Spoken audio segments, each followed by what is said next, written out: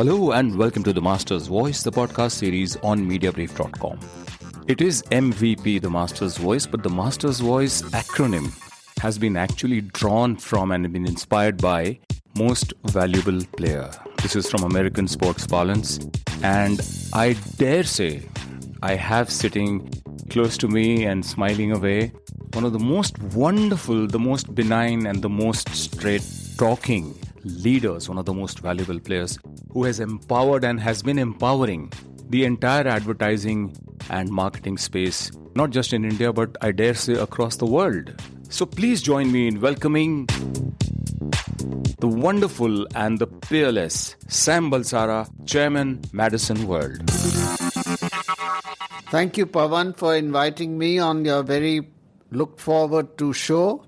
Thank you, Sam. You have been my most look forward to guest, and thank you for the kind words about the show. I'll also thank Aishwarya from Madison PR, who has actually made this interaction possible, and Ravi, your wonderful Ravi, who is amazing. Yes, indeed. Ravi has been with me also, I think, for several decades now. As have you with the entire industry, Sam. So, Sam, before I continue and we come on to the business end of our conversation, which is all about the questions that I want to ask you, let me very quickly first read out, and I don't know how I can be brief about Sam Balsara, but then the good thing is that everybody knows about you, Sam. So, I will read a brief profile for the benefit of those who might still perhaps have been living under a rock or just started out in the business, who might not know so much about you, Sam. So, by your leave, here goes. My distinguished guest on this episode of MVP The Master's Voice is Sam Balsara, Chairman, Madison World. Sam Balsara has near 50 years of experience in marketing and advertising, of which the last 34 years have been entrepreneurial. Sam has served as president and or chairman of almost every industry body in the country. The Economic Times Brand Equity Ad Agency Reckoner has ranked Sam as India's most influential media person for 11 years. Sam is also the recipient of the Advertising Agencies Association of India's Lifetime Achievement Award, Ad Club of Kolkata's Hall of Fame Award, and has entered the International Advertising Association's, that is the IAA's, Hall of Fame. Sam is the head of the completely Indian-owned Madison World, which offers services in 11 specialized functions across, now let me list them out for you: advertising, media, business analytics, out-of-home, PR, retail, rural, activation, entertainment, and sports. Over the past 33-34 years, Madison has grown to become India's largest Indian-owned communications company, employing about 1,000 communication experts, serving around 500 advertisers.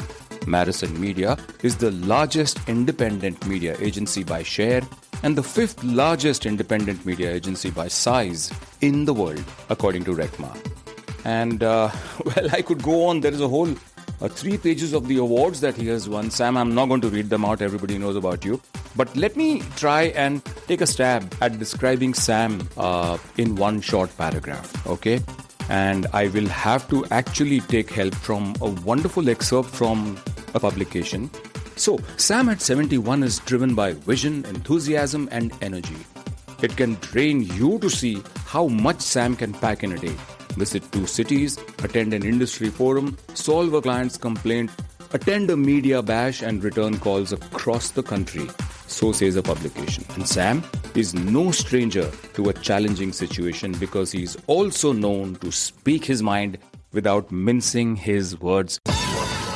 Which is why I'm delighted that Sam Balsara, Chairman, Madison World, is my distinguished guest on this episode of The Master's Voice on Mediabrief.com. My pleasure. Thank you, Pavan, once again for inviting me to be on your very important show.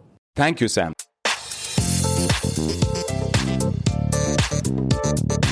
So, Sam, my first question for you, first things first.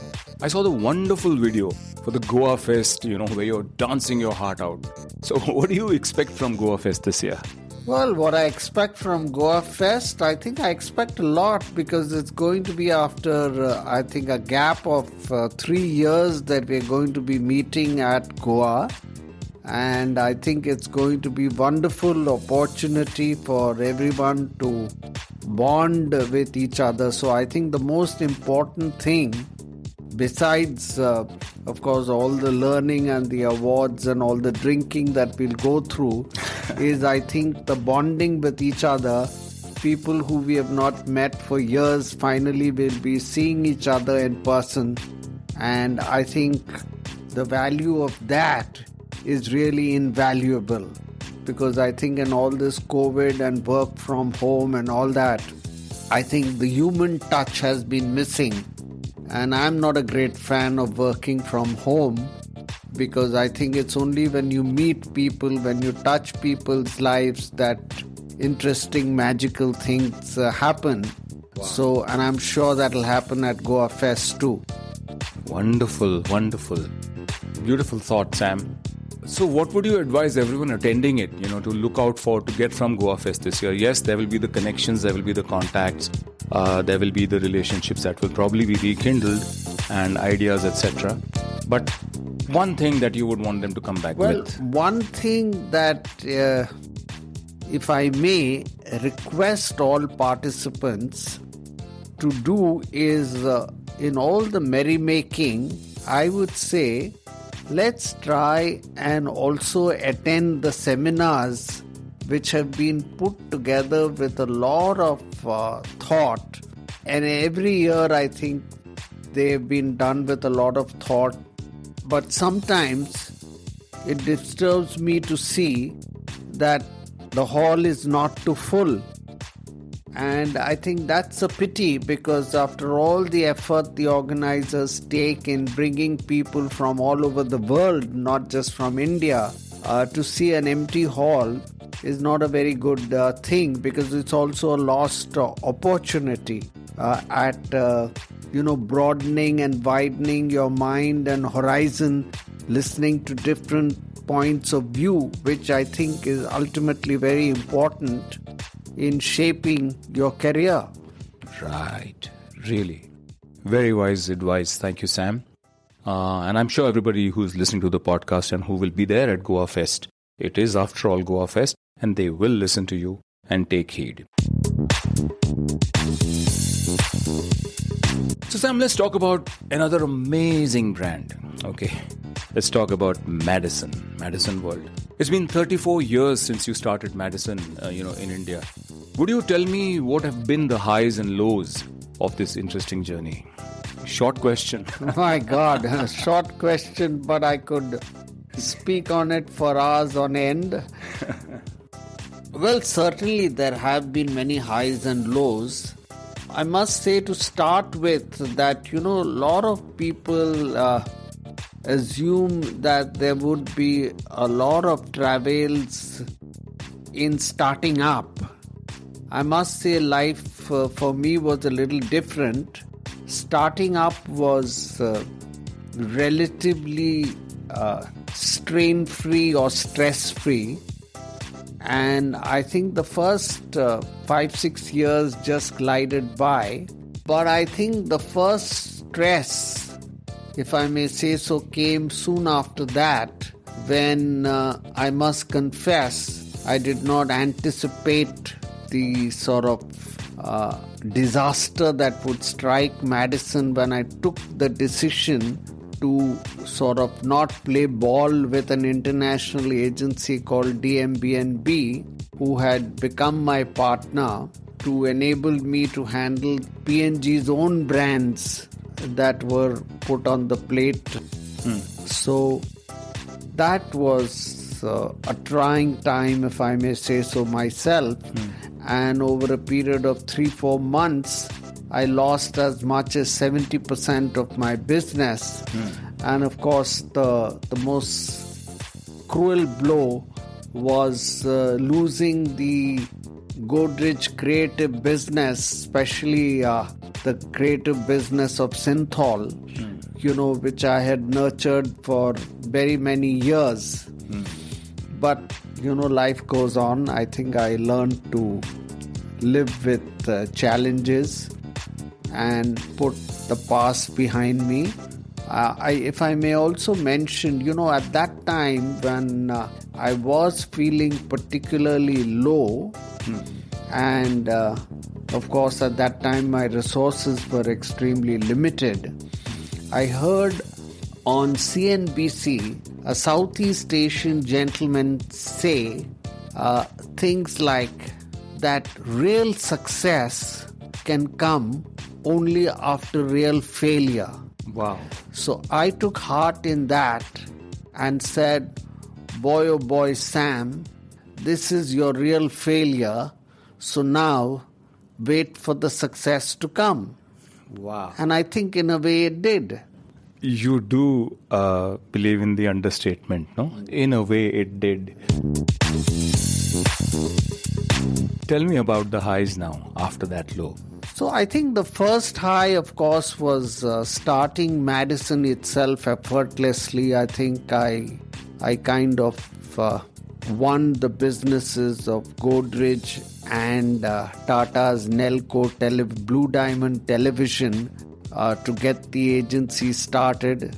The fact that I chanced upon an existing agency, Madison, that was not doing too well, which was introduced to me by a friend of mine called Sunil Kapoor. And it was owned by a Parsi gentleman. So I kind of took it over from him fully in about 2-3 years' time. So that was clearly a high, getting started on my own. I think a major high a few years later was actually winning the Procter & Gamble Media AOR for Madison. That clearly, I think, was a very, very big high in retrospect, because it also signaled the arrival of media AORs in India, because at that time, until that time, there was no concept of a media AOR. And, many actually in the industry today would not know, but my association, the 3 A's of I, with whom I was very actively involved as an office bearer, actually was tooth and nail against the arrival of media AORs.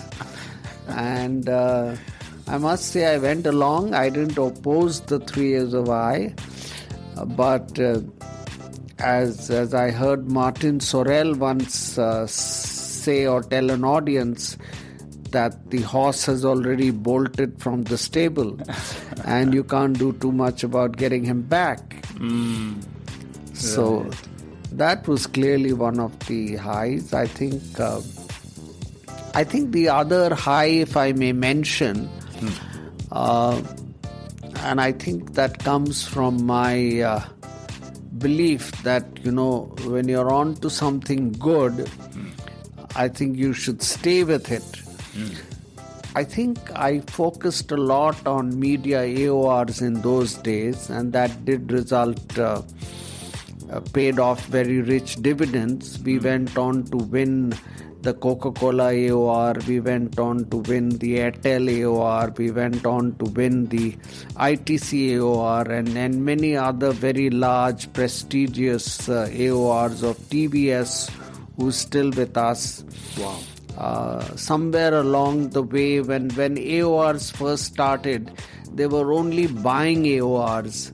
So over the years, we managed to convert all of them into buying plus media planning AORs. Right. So those clearly were the big highs. I think the other big high was once my daughter Lara entered the business. We pursued an aggressive, what I call a diversification strategy. And that is, the success of the media AOR soon led me to become a strong believer in the concept of specialization in advertising, or what was then called the concept of unbundling. Because I thought to myself, see what a refreshing change has come about in the media agency industry. Now, by then, we had a cadre of specialist people who took pride in their business, the fact that they were media specialists. By doing the same job repeatedly over and over again, they became specialists, they were adequately rewarded, and the client was delighted because media AORs were able to offer a terrific high value added service at a very reasonable cost to the advertiser. So looking at that, then I decided to get into outdoor, then PR, then rural, and many other specialist divisions. And we followed the same approach that, either hire a super specialist who had a reputation in that specialization or who had years of experience in it. If he was not hireable, then make him your partner. And then get on with it, and then leave him a little alone and, nurture the unit, but not interfere too much because that would defeat the whole purpose. And I must say that worked rather well too. That is why we evolved the concept of Madison World, which is, today a conglomerate of many different communication units specializing in different things, from advertising to media to PR to retail to outdoor to sports management, rural and the like, rural activation, urban activation, and whatnot. And we continue in the same direction even today, looking for newer avenues for growth. And Sam, any regrets or any wrong decisions that you might have taken? I think one of the pitfalls, and I must say it's my own doing, is that, when digital started first bobbing its head up, and it had already become reasonably sizable in the Western countries. In India, I took the view that my traditional media people should also handle digital and should become digital experts. Because I thought it's not that I underestimated digital. I knew that digital was going to be very important. But because of that reason, I thought, if the traditional media person is not going to handle digital like the way he doesn't handle outdoor, then what is he going to do? Right. And I persisted with that for about 5 years. And that, I think, in hindsight, was a mistake. So you think you should have gotten specialists? We should have gotten specialists for digital. And that was a huge blunder, I dare say. And then as soon as afterwards we started getting in specialists and looked upon Madison Digital as a separate specialist unit, no doubt attached to Madison Media, it started doing very well. We then went on to acquire outside unit called Hive Minds in Bangalore, which is now a runaway success, which is a company that is majority owned by Madison, but where the founder and the entrepreneur, a lady called Jyotirmay, plays a leading role and uses her energy to drive tremendous growth and offer a terrific high value added service to those who seek digital expertise. Wow. Amazing. That was a really very interesting account, Sam. And I dare say that one of the most significant contributions that you made to the entire space is how you created the category of media AOR and then broadened its spectrum. Really amazing. Well, I must also say that I think whilst I've been successful in doing this, regretfully, I think my creative arm took a nosedive I think because I don't know if it was my own doing, perhaps it was, that, people thought that if the guy is good in media, how can he be good in creative? And therefore, I think we soon lost our reputation in creative. And it's been a struggle to kind of get our creative agency to be one of the lead runners. Of course, it's doing a very good job with quite a few clients. But where is it now? It's kind of definitely not in the top 10. Okay. Any plans? Of course, you'll be at it. No, well, we're at it. Hopefully, we'll succeed one day. Sooner rather than later, I hope. Super Sam, you've done virtually everything, and Madison World has done everything right so far and has grown across so many verticals, more than 1,000 people. Where do you see Madison going forward from here? Well, very simple. Larger, stronger, better, and continuing to be the darling of clients. Because I think one thing we believe in is that we are only as good as the work we put out yesterday. So I believe there is no alternative to continuing to delight clients with some real innovative new thinking, continuously hiring a new stream of young people who can innovate, who can come up with new concepts, with new ideas that can take advantage of the rapidly changing environment. Wonderful. Absolutely wonderful formula. Sam, client engagement is a very, very important part of this entire relationship. You do great work, you tell them about it, you give a client what you think he needs rather than what he asks for.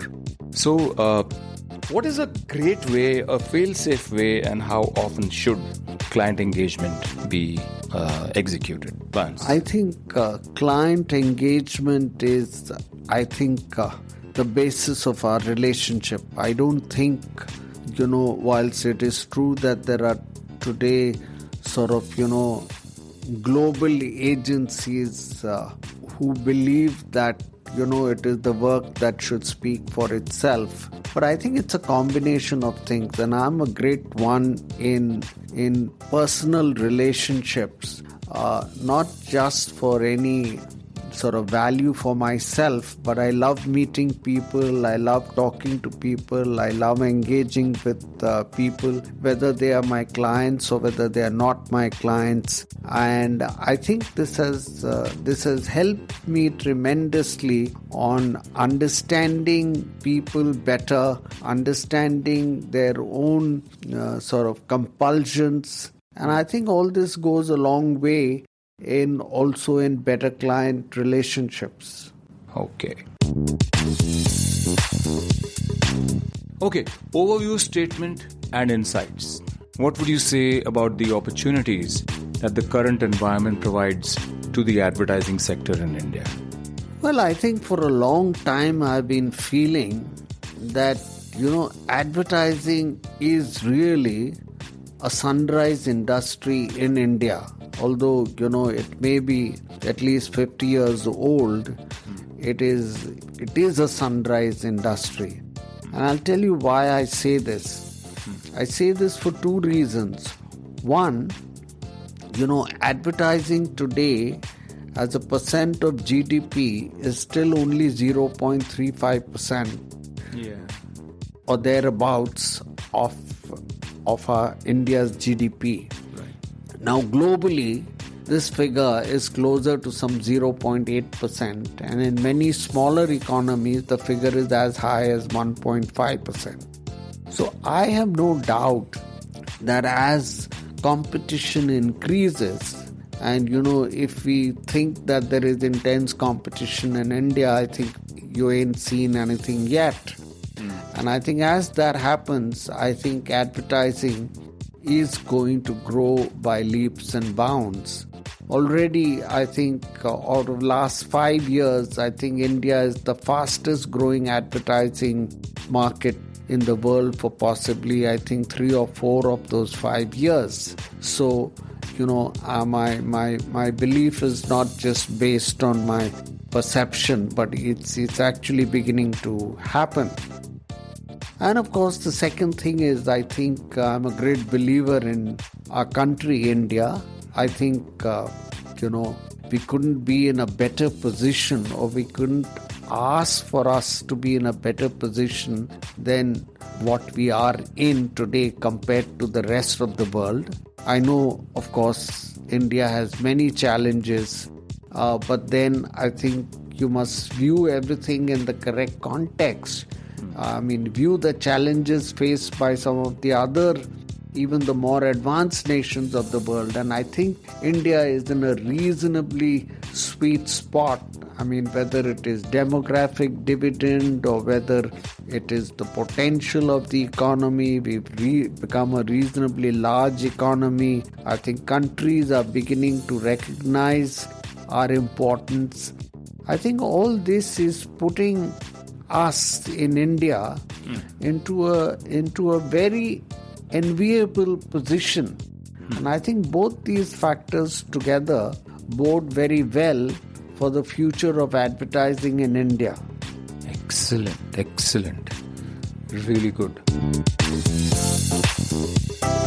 And challenges or any sort of threats or weaknesses? Yes, of course. I think for the very same reason that I just explained to you, I think because of this, the challenges before us are also increasing. Because what I just said is common knowledge to every advertising agency and to every marketer around the world. And therefore, they're all looking at India with binoculars. And I think, whilst I'm not, of course, privy to them, I think, if the global agencies have a top 3 list of priorities, one of their priorities definitely is to grow rapidly in India. That is certainly a top global priority, as I see it, of most of the agencies, global agencies.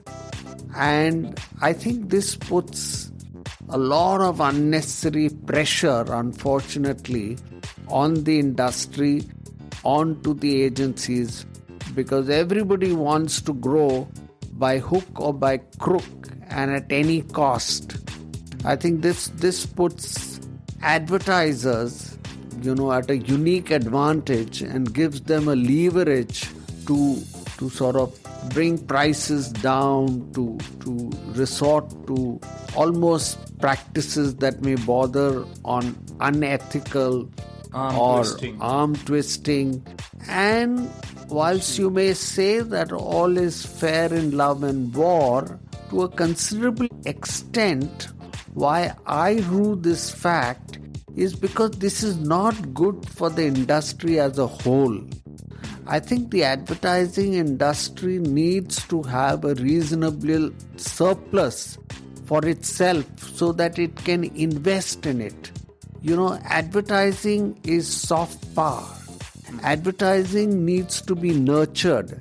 For advertising to be nurtured, you have to be able to attract good talent. And good talent, as we all know now, is not cheap. There was a time, even in Madison's 34 years, that we have been able to hire students or MBAs from, good institutes, if not IIM Ahmedabad. And today, the reality is that we are not able to do that from the top-notch named management institutes of India.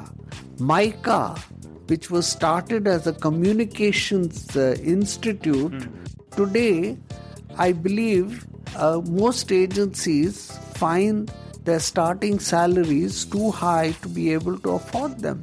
Now, that surely is not a good sign for the industry, according to me. And that is why I rue this fact. But there are also a lot of maybe smaller institutes and promising youngsters. So you need to nurture them also, right? I mean, that's the talent pipeline. I must say you make a very good point, and I must say that we have found, based on our past experience, and we have been doing a lot of experimenting, that some brilliant students from institutes that are not so well known or well regarded actually have been performing brilliantly for us. Wow. And they're highly motivated, and it is our sort of ambition to really motivate them and promote them and make them performing managers in a very short while. Wonderful. And with the kind of mentoring that they will receive, if they are fortunate enough to come directly up to you, but then even the others whom you have mentored, and all your vertical heads and function heads. So they are in a very good place, and I think they will become the best brand ambassadors out there amongst their ilk. Yes, I think one of the things that gives me satisfaction is to see ex-Madisonites doing extremely well in the industry. I think you have CVL Srinivas, who is with us, who's the head of, group WPP. You have Ajit, who's done extremely well for himself, and now he's back in India after his travel around the world. You have Karthik, who heads OMD now, who's also an ex-Madisonite. So it's nice to see Madisonites dotting our industry all over. But I guess if you've been around for 34 years, that's not much of an achievement. I mean, it would happen in the natural course of things. So Sam, let's change tacks here. Top marketing trends. List the 3 or 5 that you hold very important, which will probably continue to sort of drive the course. So I think for the same reasons that I mentioned earlier, which is, India is the focus of the world, and obviously everybody knows that we have 1.3 billion people, and we are not exactly a prosperous country, but we are kind of getting there very fast. I mean, if we had 200 million consuming class earlier, I think we are now 300 million, and those 300 million have little more bucks to spend and even go beyond necessities, some comforts and luxury. One of the interesting things I noticed is that, for example, air conditioners, the way they are selling this summer, they're just flying off the shelves. Wow. Now, until a few years ago, air conditioners were considered the ultimate luxury in India. Right. I mean, today I think the middle class is buying air conditioners. So clearly there are visible signs of change in India, of consumerism taking over. But all this is, of course, putting tremendous pressure on marketers too. Their competition is increasing, and the war hasn't helped. We were already on a very high inflationary trend in terms of raw materials. Russian invasion of Ukraine has made it worse, and inflation has increased, which is putting a lot of pressure on marketers to deliver their bottom line. I think the pressure on marketers is how do they balance keeping an eye on the stock market and the prices on the one hand, which are dictated considerably by the kind of profit growth they show, and spending on advertising to provide an insurance to their market share. Because this is a delicate balance I think many marketers are caught in. And I think those who play this balancing act well are going to succeed and come out winners. Right.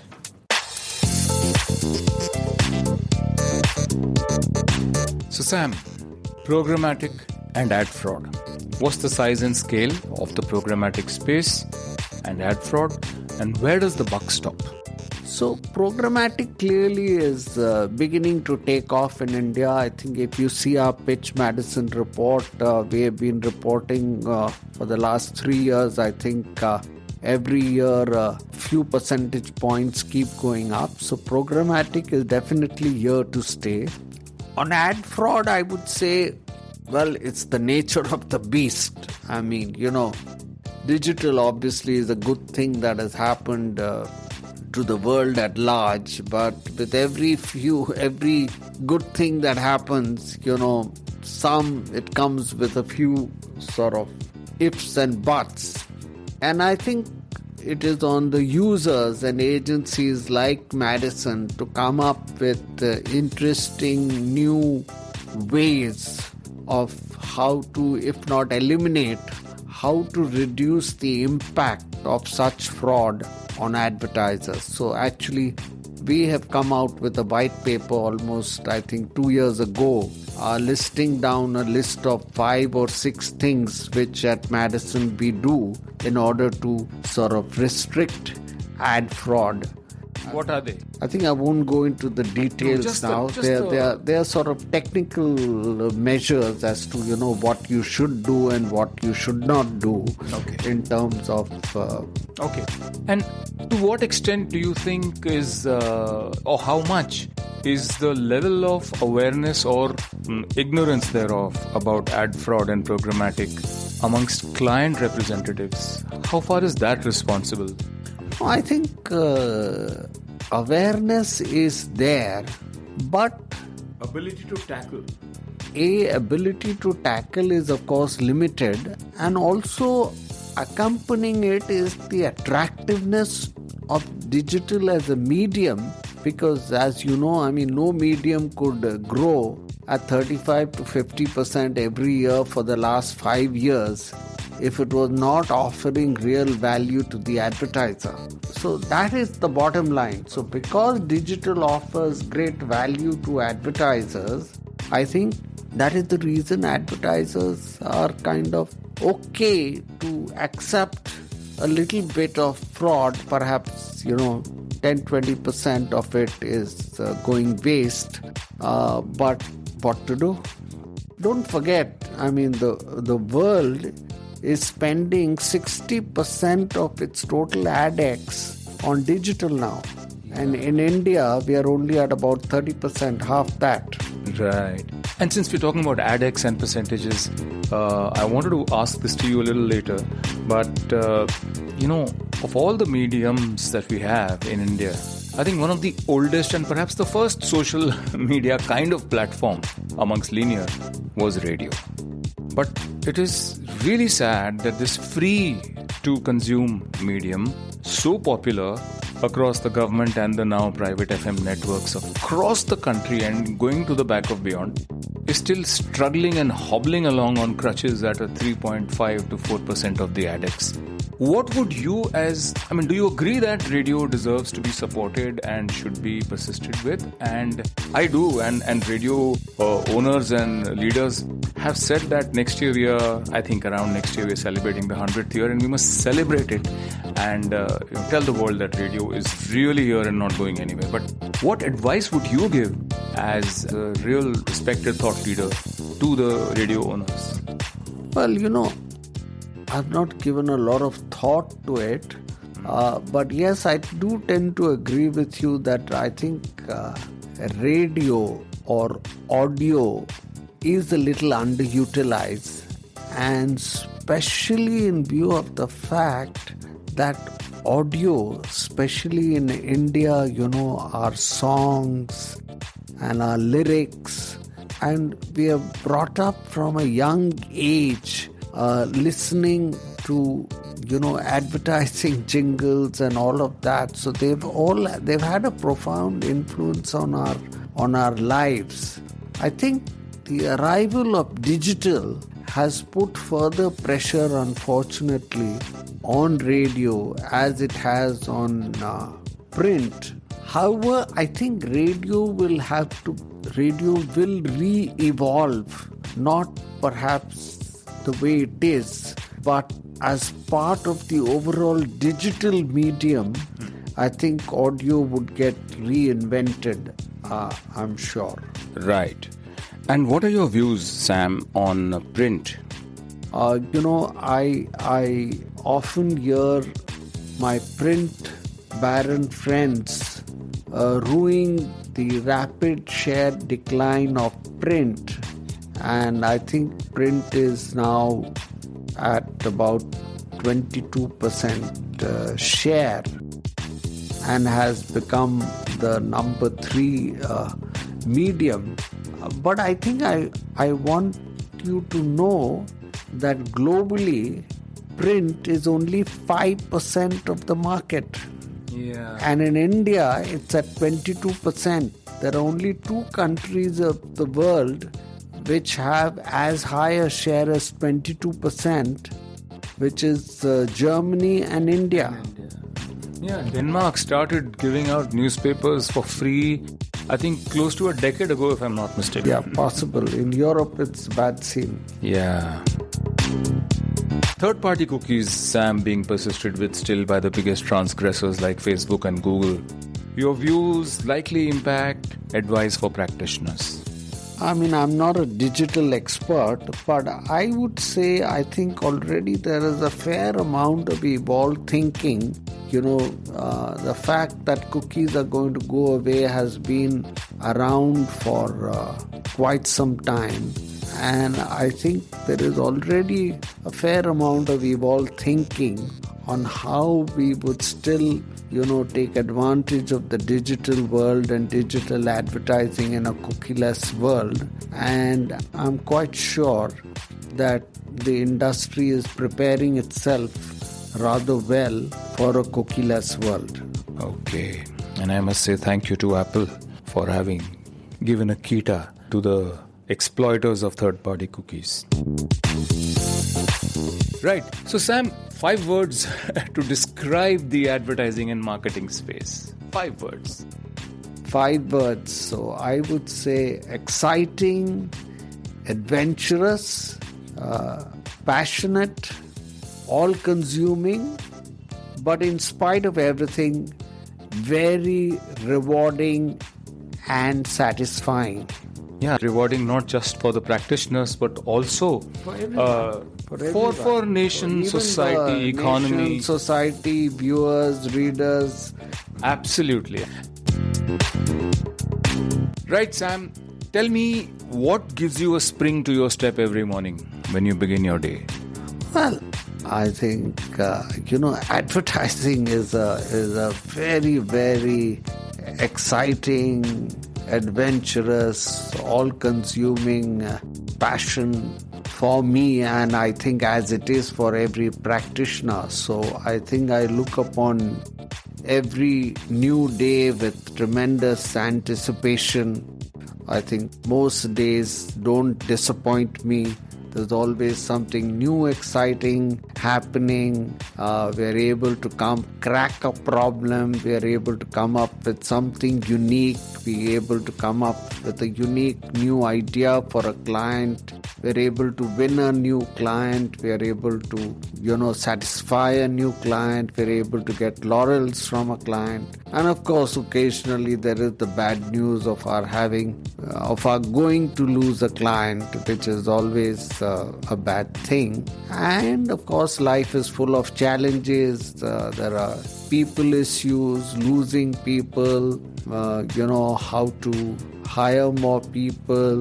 There are challenges of, balancing the cash flow and whatnot. But all that keeps one going. I guess that's what makes life worth living. Wonderful, wonderful.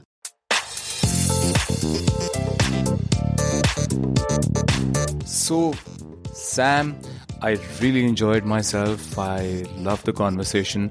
And I'm sure that everybody who listens and tunes into MVP The Master's Voice podcast on Mediabrief.com is going to agree with me that this is definitely a wonderful episode.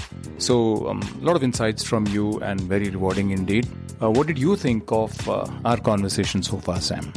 I think it was good. You got me to say a lot of things, and I must say, keep up the good work. I mean, I personally enjoy listening to people's stories. I think I learn a lot from them, and as I grow older, I think this is a tremendous learning opportunity for, I think, both younger and mature people to learn from other people's stories, because I think that is how you can, cross-pollinate ideas and come up with your own unique approach to life's problems and opportunities.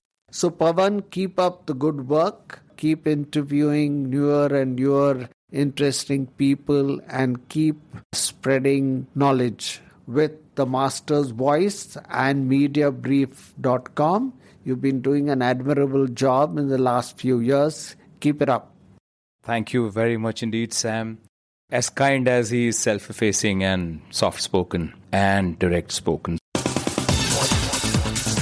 Sam Balsara, Chairman Madison World, was my distinguished guest on this episode of MVP, The Master's Voice, the podcast series from Mediabrief.com. I hope you enjoyed the conversation, found it rewarding as much as I did. And, well, till we meet again in the next episode of MVP, The Master's Voice, the podcast series on Mediabrief.com. This is your host and friend Pavan Chawla saying, take care, stay safe, bye-bye.